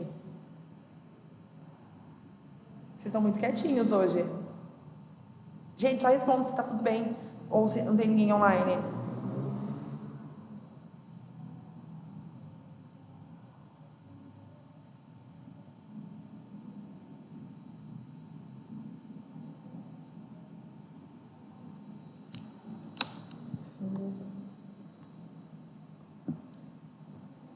Tranquilo? Então tá bom, vamos seguir. Vou fazer chamada pra ver se tem os 8 aí. Deixa eu ver. Diz quem tá em 10. Não tô vendo uma alma respirar aqui.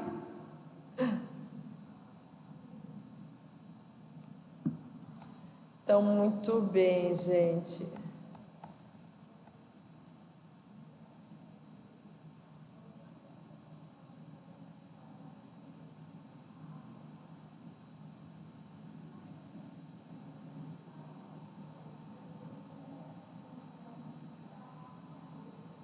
Então, vamos vir aqui direto nessa parte aqui, ó. Investigação por exames de DNA, tá?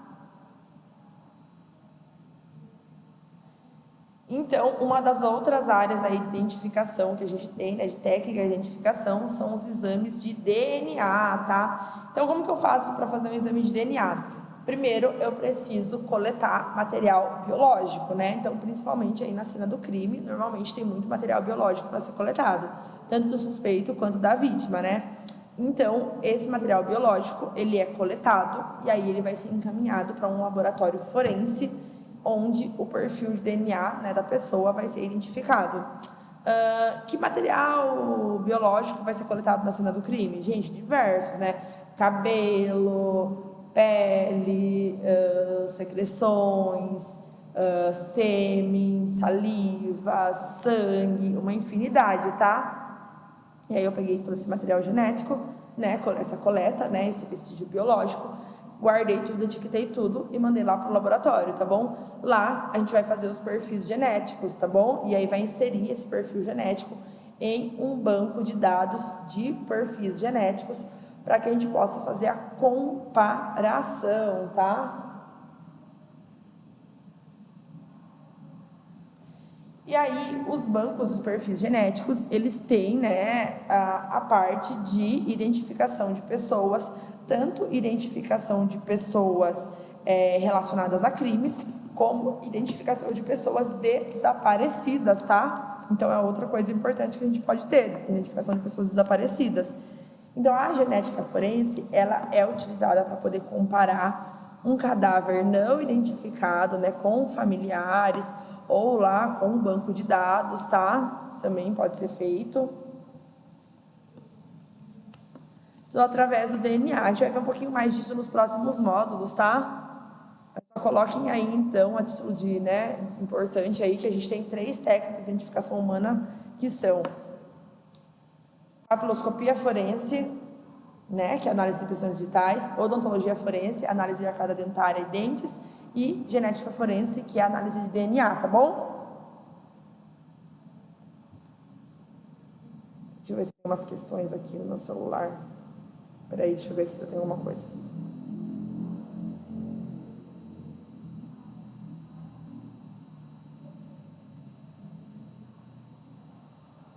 Só um minutinho, galera.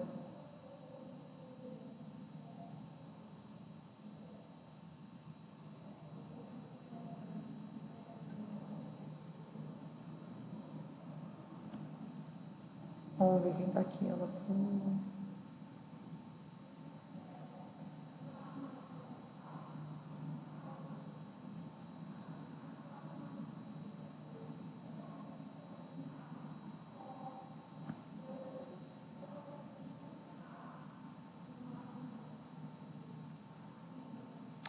Ó, eu vou passar umas perguntinhas faladas para vocês, então só quem estiver aqui acompanhando que vai conseguir anotar, tá bom?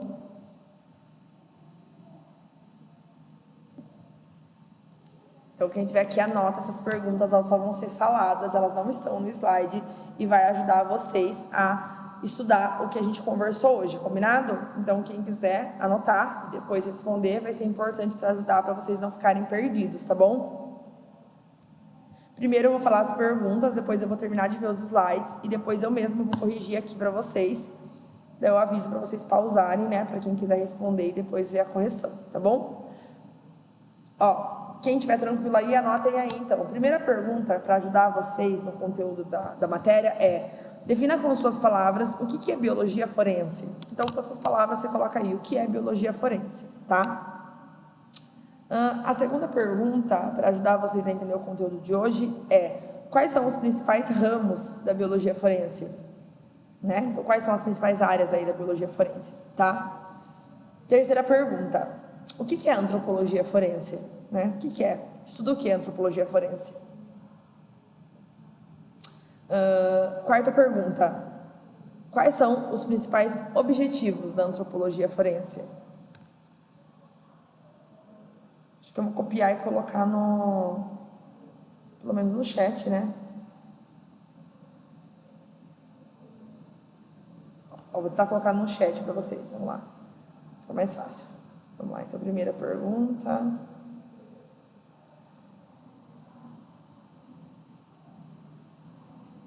Vamos ver se vai dar certo. Aqui que eu tô copiando o celular.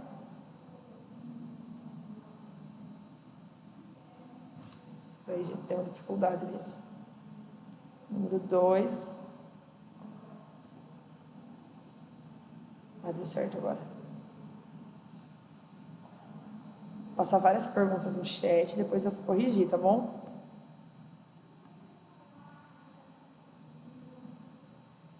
Aí, 3. Número 3, o que é antropologia forense? Ó, vão acompanhando no chat.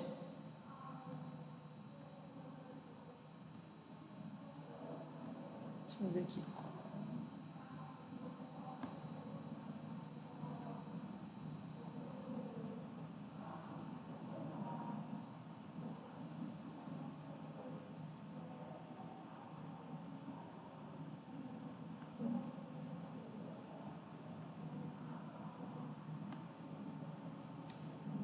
Cinco.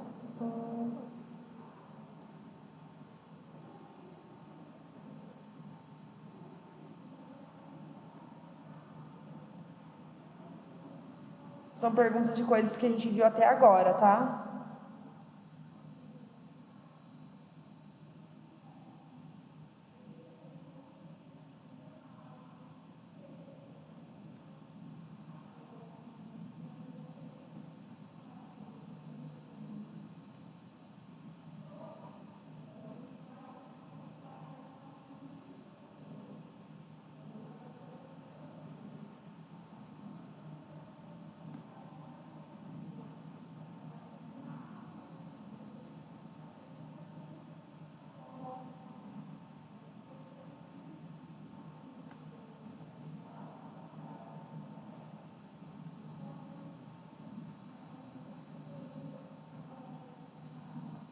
Ó, tem uma oitava pergunta aqui no chat.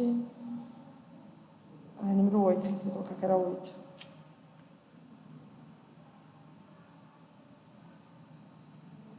Não tem problema, Valéria. Eu tô colocando umas perguntas aqui agora, que são perguntas das coisas que a gente viu até o momento. Aí eu vou colocar as perguntas, vou terminar de ver os slides, depois eu volto e vou fazer uma correção. Aí quando vocês forem assistir a aula gravada, vocês têm tempo de pausar, responder e depois ver a correção. Tá bom?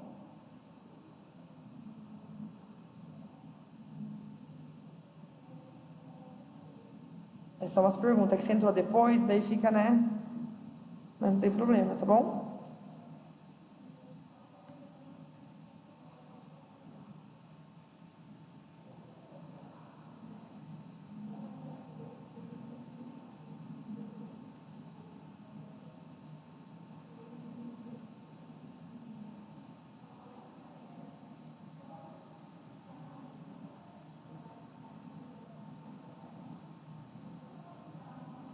10 perguntas.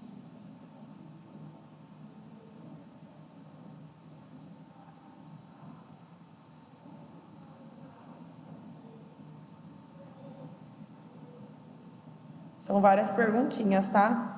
Essas perguntas, elas resumem a aula inteira, então fica fácil para vocês. 11 já, número 12. Vai até o 12.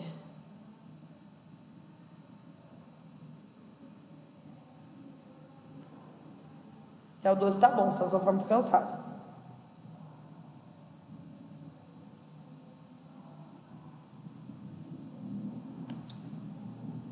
Pronto, vamos lá.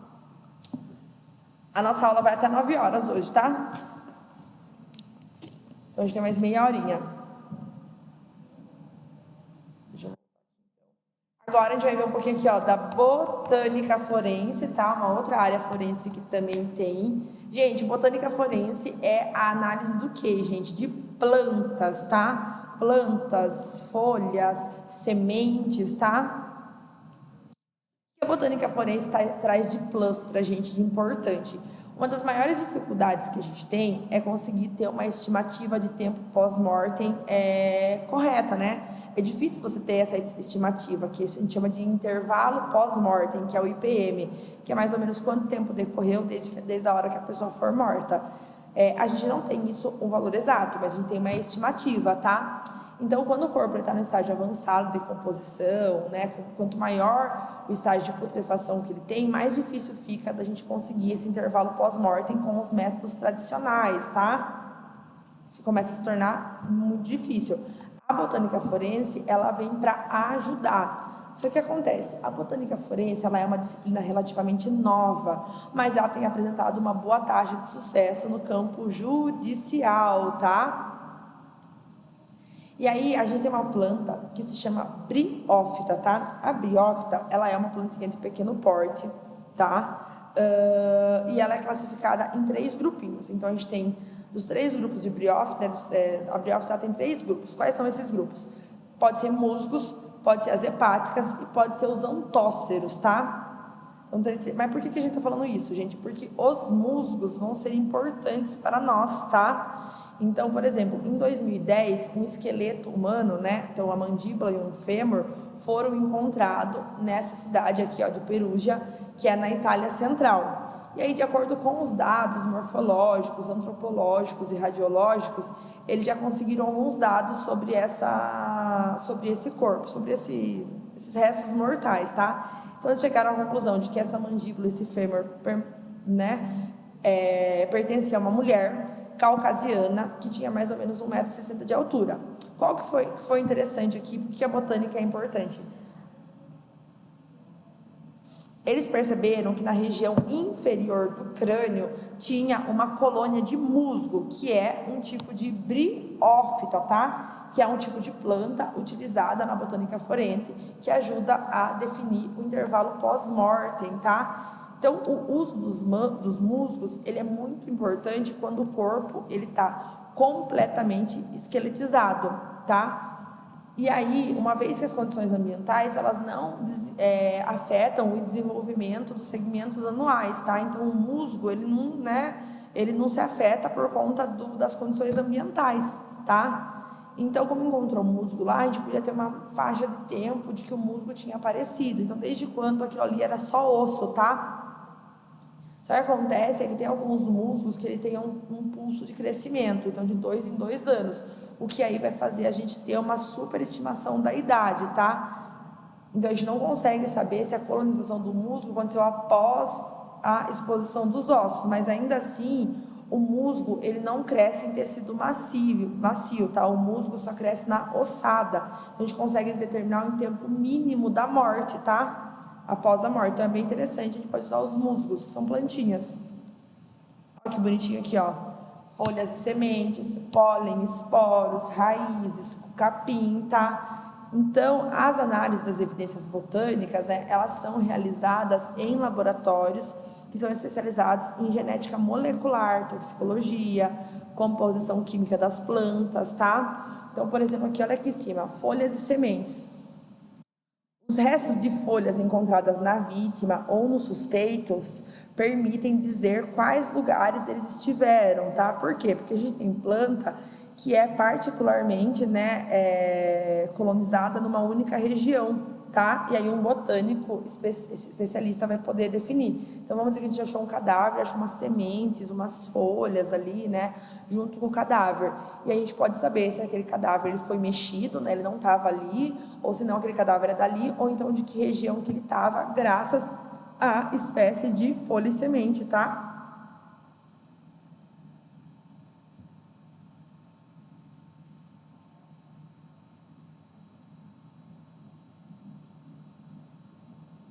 Gente, se vocês forem responder as perguntas, vocês coloquem um número, tá? Só para eu não me perder aqui no que vocês estão respondendo.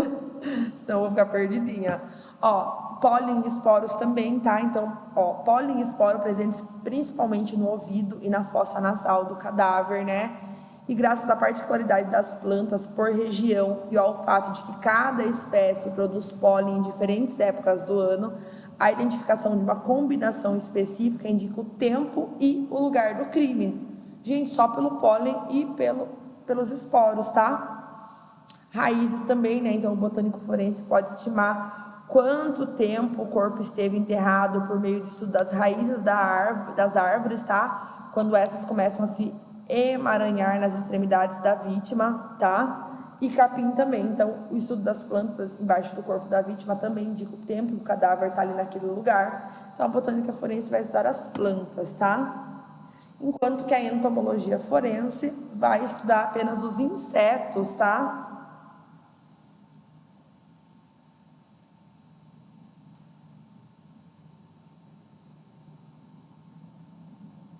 Então, para ajudar na precisão aí de conseguir determinar esse intervalo pós-morte, né, essa estimativa de tempo pós-morte, a gente pode usar os insetos também, assim como pode utilizar as plantas, tá?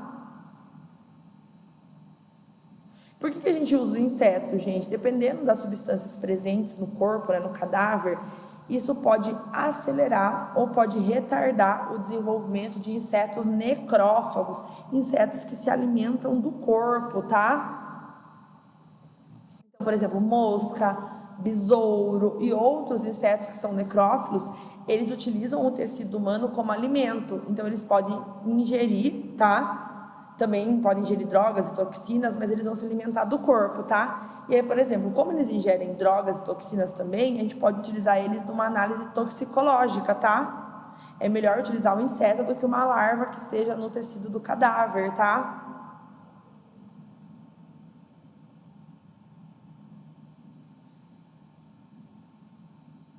Então, podemos usar insetos também.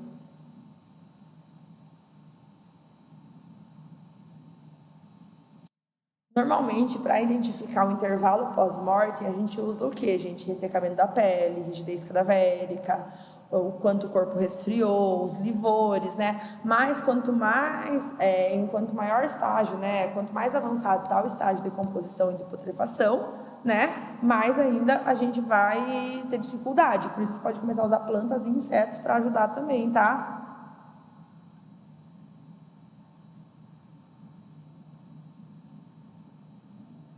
Ó, e dentro da classe dos insetos, né, a gente tem um inseto que é da ordem dos coleópteros, tá? Esses coleópteros, eles representam a mais numerosa em espécies descritas, tá? E ele também tem uma grande importância forense porque eles são abundantemente encontrados nos materiais em decomposição. Esse lindo insetinho verde aí que vocês estão vendo, tá? São encontrados em abundância. Ó, esses são os insetos mais utilizados, tá? Na área forense. Então, pulga, piolho, mosca, formiga, besouro, vespa, barata, abelha, cupim, percevejo, mariposa, borboleta, tá? Então, tem vários. Então, tem insetos que são necrófagos, tem insetos que são predadores, tem insetos que são onívoros, tá? Tem vários tipos. Aqui, ó, que bonitinho, ó. Necrófagos, tá? Onívoros, parasitas e predadores e acidentais, tá? Então, esses são os tipos de inseto que a gente pode encontrar em um cadáver, tá? Ó, quem são os necrófagos? Necrófagos geralmente são quem? As moscas e os besouros, tá? Que se alimentam ali do tecido em decomposição, tá? Ó, os onívoros, ó, que a gente vê aqui.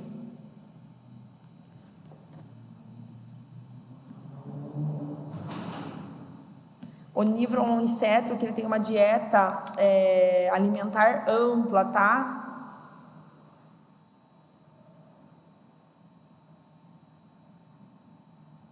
Que bonitinho, né? Vocês gostam de inseto, gente? Confesso que eu não suporto inseto. Nunca trabalharia com isso. A barata aqui, ó, a baratinha, um onívoro, tá? Come qualquer coisa, entendeu?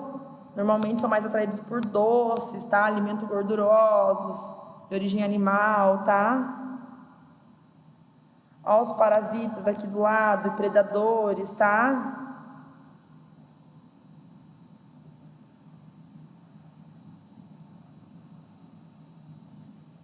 Os parasitas predadores, normalmente eles se alimentam das formas adultas ou imaturas dos insetos cadavéricos, tá? Ou seja, aqui dos necrófagos, o parasita predador se alimenta aqui, ó, da mosca e do besouro, tá? E aí os insetos acidentais são só insetos que surgiram ali por acaso mesmo, tá?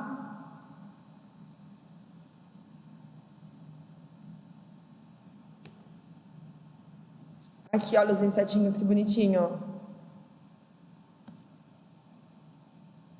Ó, as moscas mais importantes, ó, a mosca varejeira, depois a mosca carneira, mosca doméstica, mosca fúngica, mosca mocho, mosca da carne. Ó, que bonitinhas, tá? Essa aqui é a família das moscas, tá, gente?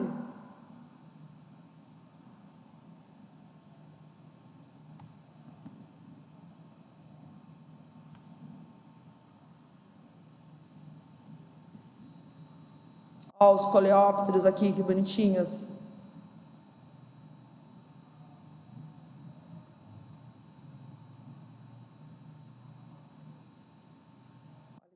Tem várias famílias também, então tem vários tipos, eles não são todos iguais, tá, gente?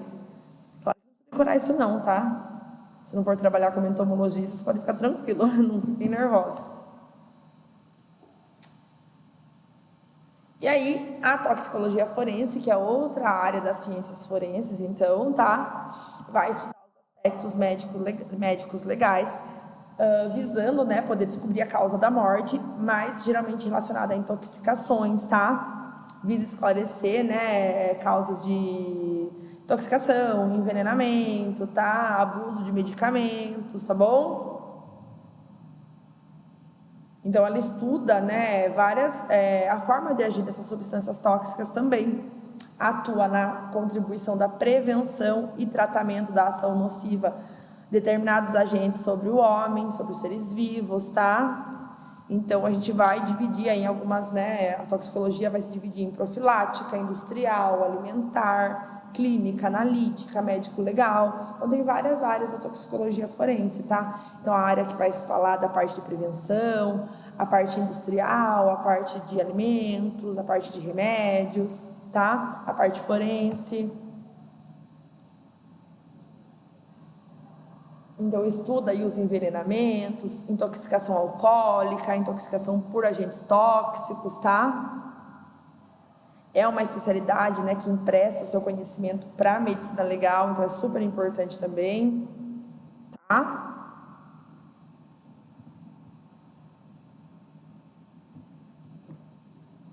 Deixa eu ver aqui, se tudo bem. Tá acabando, tá, gente? Eu vou terminar só esses slidezinhos, aí a gente vai ver as respostas das questões e a gente vai ter finalizado, tá? Ver se eu estou aqui com vocês. Tudo bem.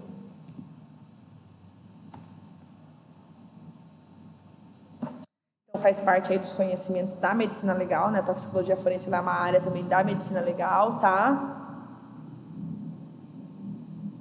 A gente tem a perícia toxicológica, né, em caso de suspeita de morte por envenenamento, tá?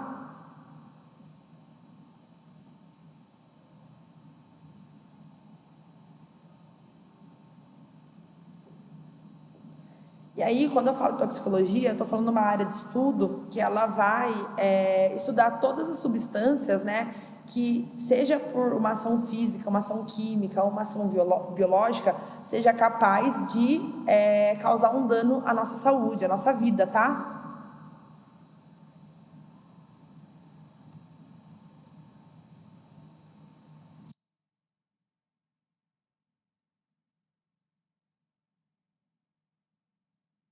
E a gente pode dividir ainda nos cáusticos. O que são cáusticos, gente? O cáustico, ele tem uma natureza química que ele provoca uma lesão tegumentar baixa ou de média gravidade.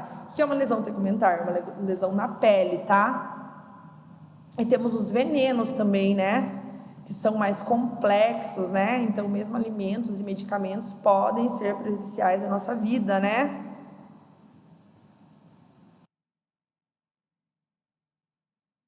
Família dos cáusticos aqui, ó, são esses ácidos fortes, então ácido sulfúrico, ácido nítrico, tá? Ácido clorídrico, tá bom? Ou as bases fortes, potássio, sódio, amônio, tá?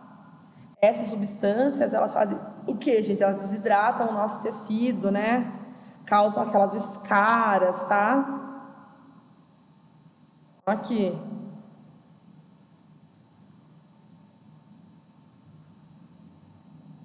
Olha isso aqui tudo por conta do quê? De um cáustico, tá? Olha a foto dessa mulher ali em cima. E se for de natureza criminosa, então a gente vai atribuir aí como lesão gravíssima, tá? Segundo o nosso Código Penal, tá? Os venenos. Então, alimento, medicamento, né? Tudo isso pode ser veneno, tá? Tudo vai dependendo de como vai ser utilizado, tá?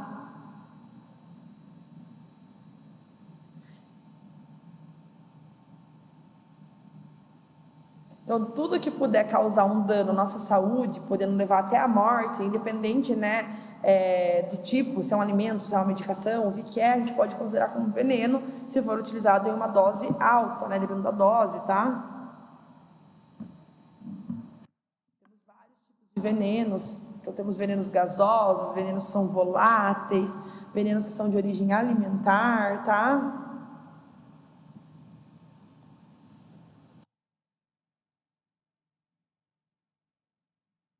Ó, umas plantinhas aqui que são venenosas, tá? Essas plantas aqui. Aí, fechei. E finalizamos por aqui hoje, gente. Vamos responder as perguntas agora, tá? Vamos lá? Deixa eu pegar aqui as perguntas que eu tinha feito. Vou responder. Quem não quiser ver a resposta, porque quer responder primeiro, dá pausa nesse vídeo e espero finalizar, tá bom? Vamos lá. São 12 perguntinhas, né? Ó, a primeira pergunta que eu tinha feito era: defina com suas próprias palavras o que é a biologia forense, tá? Então eu irei responder agora essas perguntinhas para poder finalizar a aula. Então, para mim, ó, eu respondi aqui, ó. Biologia forense é a aplicação dos conhecimentos biológicos no contexto da lei. Então, envolve a utilização de técnicas científicas para analisar evidências biológicas em investigações criminais, tá? Quais evidências biológicas? Sangue, cabelo, tecido, tudo isso para ajudar a esclarecer o curso dos eventos. Então, a aplicação dos conhecimentos biológicos no contexto da lei. Só aí já responderia o que é biologia forense, né? Mas envolve a utilização de técnicas para analisar evidências biológicas em investigações criminais, analisar sangue, cabelo, tecido em investigações criminais com o intuito de esclarecer o curso dos eventos. Isso é a biologia forense. A segunda pergunta que eu tinha feito era: quais são os principais ramos da biologia forense? E aí essa resposta estava aqui, ó. Vamos voltar o slide lá para a gente ver?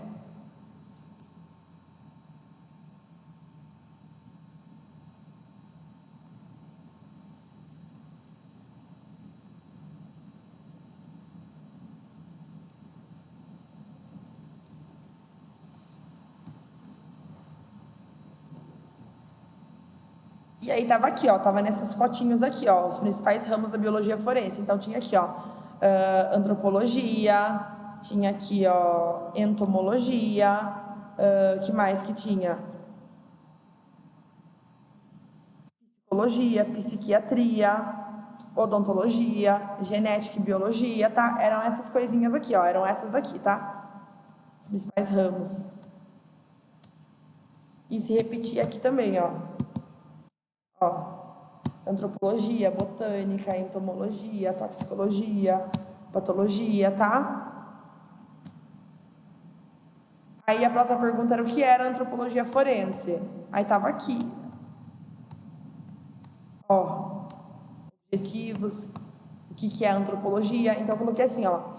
É o estudo dos restos humanos, principalmente ossos, para determinar a identidade do indivíduo e a forma como morreu, auxiliando em investigações criminais ou desastres em massa, tá? Então aqui estava antropologia forense,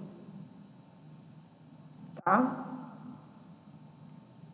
Aí perguntava quais são os principais objetivos da antropologia forense. São esses 5 primeiros aqui, ó. Então, determinar a identidade do indivíduo, a data da morte, a causa da morte, o modo da morte e interpretar as circunstâncias da morte. Estava tudo aqui.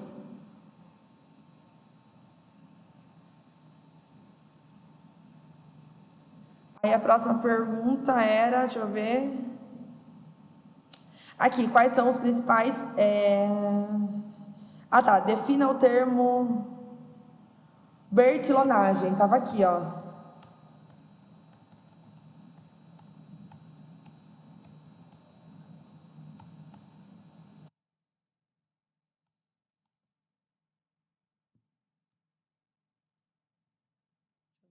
Bertilonagem.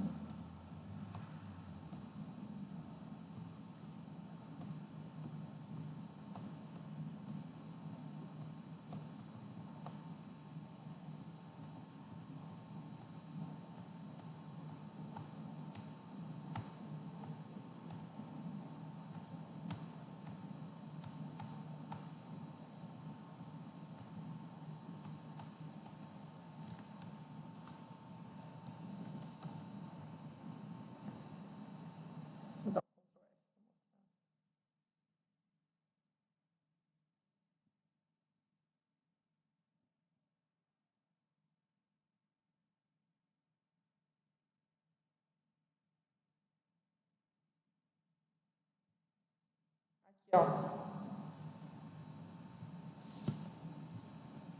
Aí eu escrevi assim, ó, para ficar mais fácil para vocês, né? Com as nossas próprias palavras, né? Para não ter que copiar. Então, referente ao sistema para a identificação de pessoas por uma descrição física baseada em medições antropométricas, fotografias padronizadas, registro e classificação de sinais, cor e anomalias físicas, tá? Então, esse é o termo bertilonagem.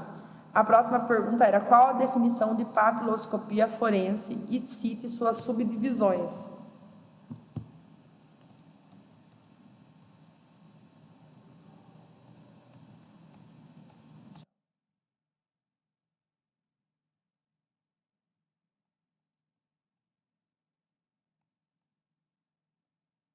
Aqui, ó, tava aqui. O que é a papiloscopia forense? Eu coloquei. É um método técnico-científico de identificação humana por meio de impressões papilares, ou seja, reproduções dos desenhos encontrados nas papilas dérmicas, e aí possui as subdivisões.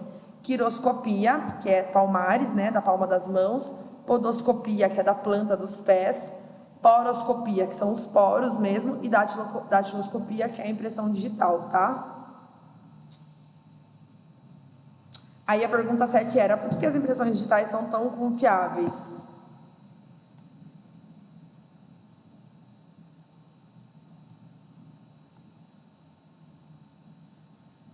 Aí estava aqui, ó, por que elas são tão confiáveis? Então, são únicas para cada indivíduo, não mudam ao longo da vida, o que as torna extremamente confiável para a identificação. Mas estava aqui, ó, por que é tão confiável? Se forma entre o terceiro e o quarto mês de vida, é resistente mesmo após a putrefação, né? Que mais? A impressão de cada digital é única, né? De cada dedo é exclusiva, tá? não se modificam ao longo do tempo, salvo por situações aí como cortes, queimaduras, nananã, tá? Não se repetem nem mesmo de um dedo para outro da mesma pessoa. Então, estava aqui.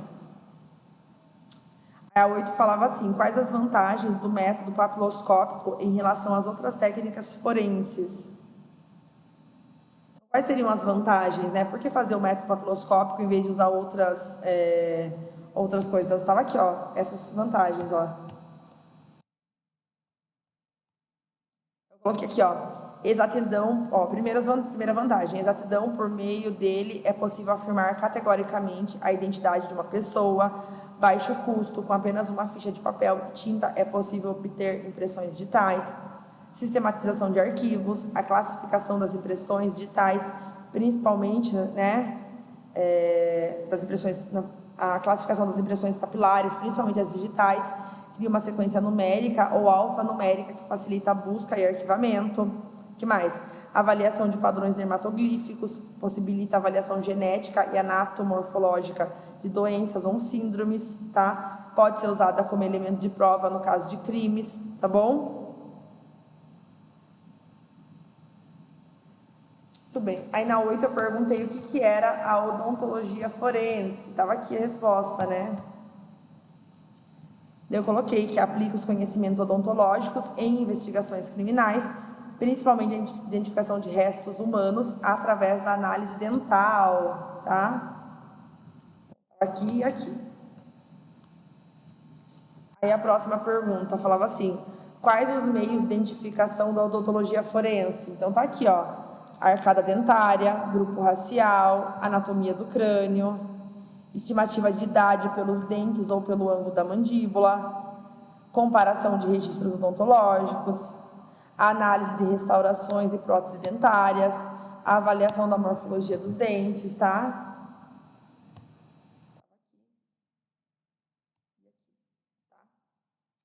A outra pergunta era: quais os principais aspectos da área da odontologia forense?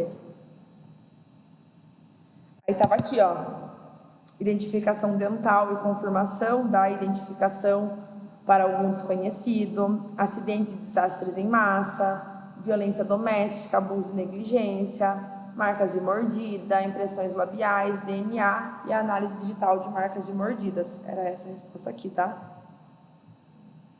Muito. E aí a última pergunta era: a odontologia forense é de grande valia para testes genéticos e exame de DNA. E por que ela é tão importante? Né? Aí estava aqui já, falando que o dente possui resistência. Então, os dentes são fortes, né? São resistentes, são fontes robustas de DNA, né? Eles resistem às condições que degradariam outros tecidos. Então, por isso que a gente usa o dente.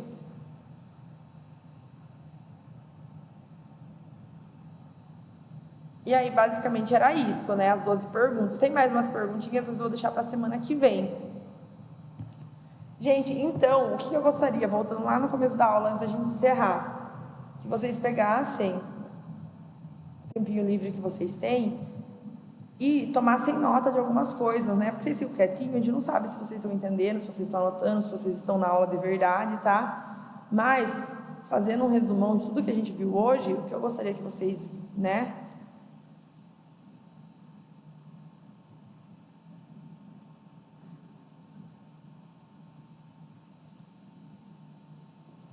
parassem para anotar depois quando tiver tempo. Então, papiloscopia forense. Então, coloque aí, ó, que vocês têm que saber o que é identidade, o que é identificação, o que é reconhecimento, tá? Primeira coisa que eu quero que vocês coloquem, que é identidade, identificação e reconhecimento, tá? Depois disso, eu quero que vocês coloquem o que são as ciências forenses e quais são as principais áreas, né, de estudo das ciências forenses, tá bom? Vamos colocar.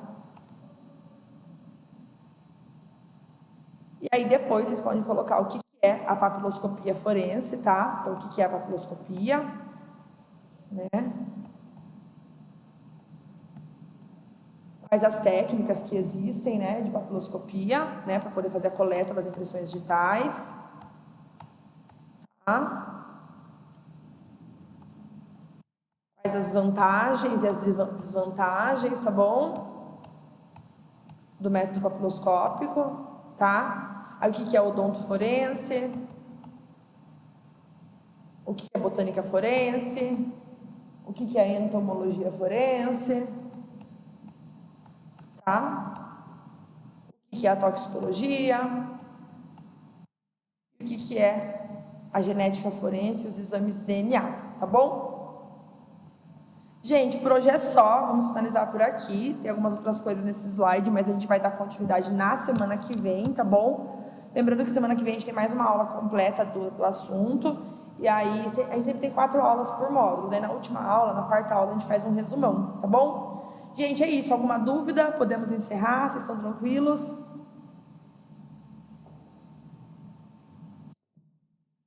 estão pensando, eu vou desligando o ar-condicionado que eu tô com frio.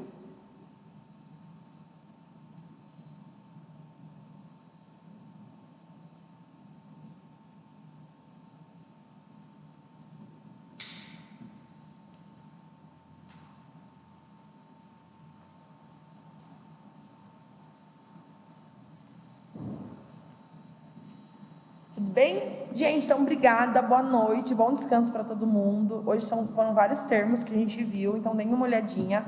Na semana que vem a gente dá uma pincelada melhor e dá o restante do conteúdo que é um pouquinho mais extenso ainda, tá? Tentem dar uma estudadinha durante a semana. Se vocês tiverem alguma dúvida, tragam para a gente poder responder em sala de aula, combinado? É isso, por hoje é só. Muito obrigada, um beijo, boa noite, a gente se vê semana que vem. Tchau!